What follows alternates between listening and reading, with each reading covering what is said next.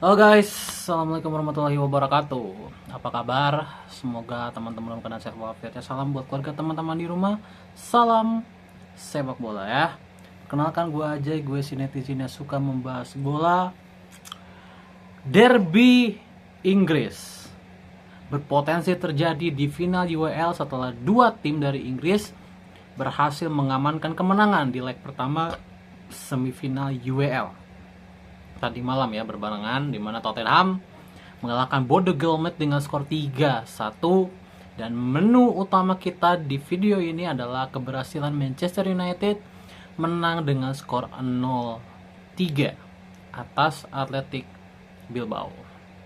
Oke, mari kita sedikit breakdown tentang pertandingan ini ya, dimana MU ini tim yang menurut gue cukup aneh ya di bawah Amorim ini. Benar-benar mereka tuh ya, MU bisa bermain as a unit, tapi sometimes bisa bermain terlalu individual.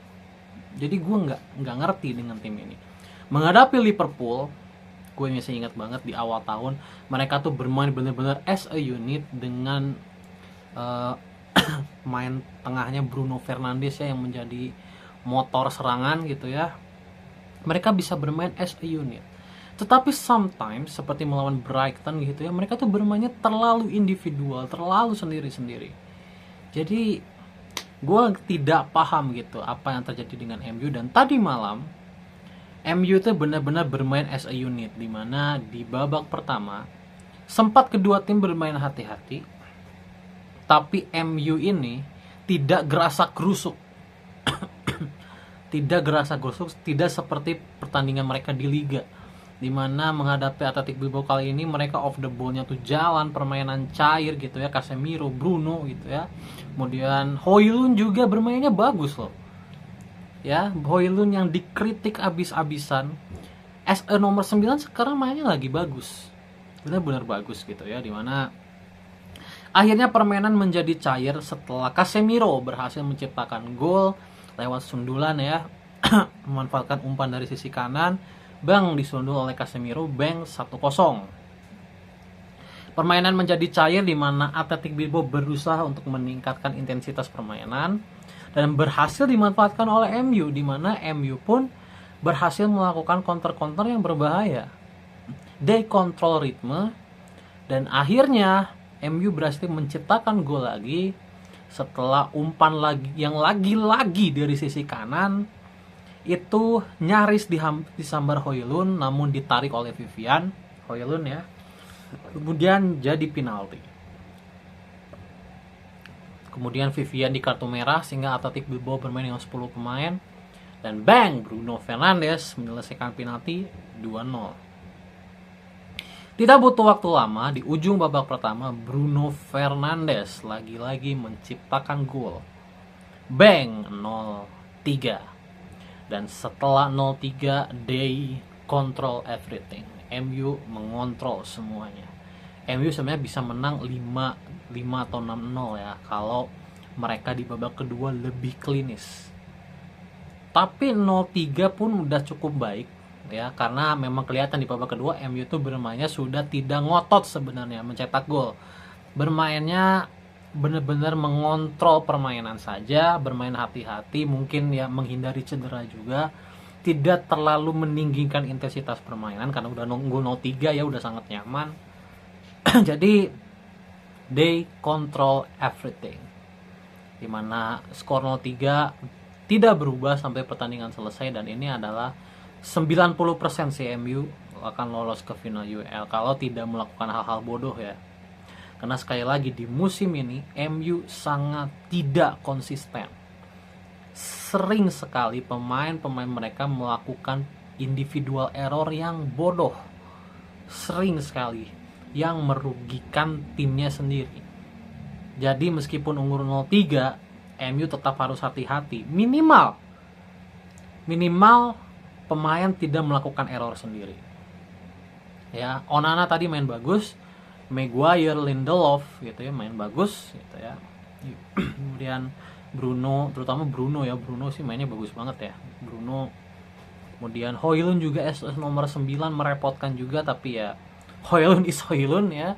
Meskipun ya bagus ya, tidak cukup tetap levelnya untuk membawa MU ke level yang lebih tinggi gitu ya. Jadi ya this is Manchester United sekarang gitu ya. Di bawah Amorim bener-bener tidak konsisten. Lawan City mereka bisa main bagus di kandang ya, lawan Man City bisa main bagus, lawan Liverpool bisa main bagus gitu ya. Lawan Arsenal bisa main bagus ya, lawan Arsenal di kandang. Tapi lawan Wolverhampton, lawan Brighton mereka bisa jelek banget mainnya. Ini this is MU sekarang. Jadi we'll see ya apa yang kata. Harusnya sih MU sudah sangat nyaman ya 3-0. Ibaratnya yang penting itu kan tidak kalah ya, karena MU sedang unbeaten ya di WL, masih belum terkalahkan. Jadi apakah periode tidak terkalahkan MU di WL ini bisa dilanjutkan? We'll see ya, dimana mungkin lawan yang menanti di final untuk MU adalah Tottenham, karena gue tidak merasa Bodo Glimt ini bisa comeback ya.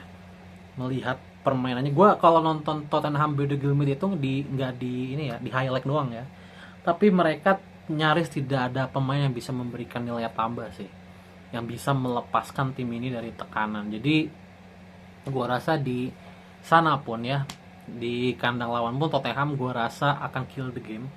Jadi nanti finalnya adalah dua tim yang sedang terpuruk di Liga Inggris, yang sedang diayam-ayamin ya, Tottenham dan juga MU.